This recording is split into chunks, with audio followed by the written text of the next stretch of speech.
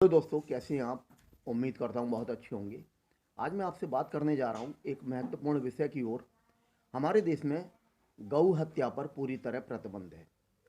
फिर एक बात बहुत ज़्यादा चौंका रही है कि गोवा में बीफ टनों के हिसाब से खाया जाता है,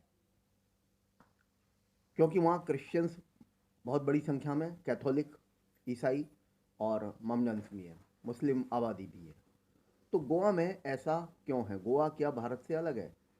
नहीं, गोवा भारत में आता है और महाराष्ट्र का पड़ोसी राज्य है। महाराष्ट्र में जब बीफ पर, गौ मांस पर, जिसे बीफ कहा जाता है, प्रतिबंध है, तो गोवा में क्यों नहीं? गोवा में पिछले काफ़ी समय से कर्नाटका से भी बीफ भेजा जाता रहा है, और जो भी है, चाहे वो कानूनन या गैर कानूनी तरीके से। तो मेरा सरकार से, केंद्र सरकार से ये पूछना है कि गौ हत्या पर कानून क्या पूरे देश में एक समान नहीं है? अगर एक समान है तो गोवा में भी बीफ पर पूरी तरह प्रतिबंध होना चाहिए, और ये अत्यंत जरूरी है। गाय को हम सभी हिंदू लोग माँ मानते हैं। गौ हमारी माता है और हम गाय का पूजन करते हैं।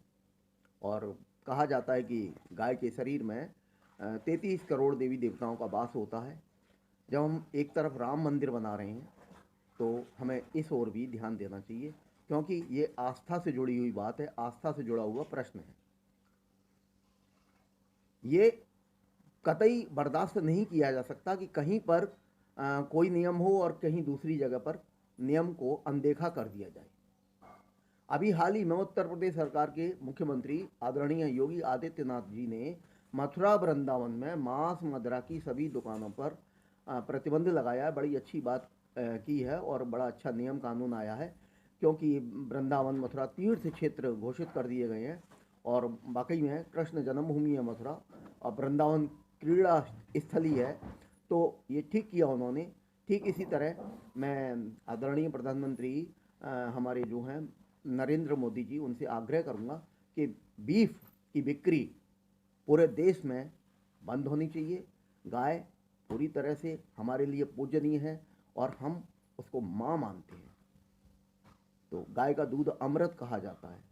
तो कृपया सरकार इस ओर ध्यान दे कि बीफ कहीं भी ना बिकने पाए, गौ हत्या कहीं ना होने पाए। जितने भी काउ स्लॉटर जो भी सेंटर्स हैं, या जो भी इनके ट्रेडिंग करने वाले लोग हैं, इन पर पूरी तरह प्रतिबंध लगाना चाहिए। और अगर ये लोग उस कानून का पालन नहीं करते तो इनको अरेस्ट करना चाहिए। ये बहुत ज़रूरी है, क्योंकि देश के नागरिक कई बार विवश हो जाते हैं ये सोचने पर कि भारतीय जनता पार्टी का कानून, सरकार का कानून हमारे देश में एक ही बात पर, एक ही इश्यू पर किसी राज्य में है और किसी राज्य में नहीं है। तो नियम और कानून सब जगह बराबर होने चाहिए। कहा भी जाता है law is equal to all and to everywhere.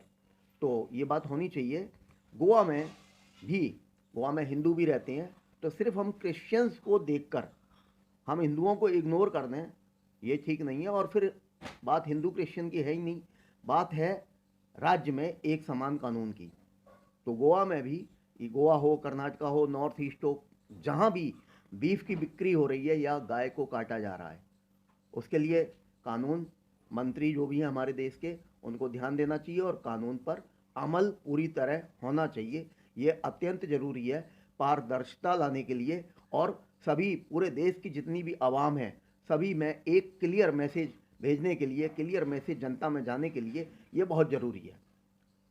मैं आशा करता हूं कि आदरणीय प्रधानमंत्री मोदी जी, आदरणीय गृह मंत्री अमित शाह जी इस ओर ध्यान देंगे और हमें आश्वस्त करेंगे कि गोवा में भी बीफ पर पूरी तरह बिक्री पर और कंज्यूमिंग पर रोक लगाई जाएगी, और वहाँ कोई भी स्लॉटर, काउच स्लॉटर नहीं होगा, किसी भी हालत में नहीं होगा।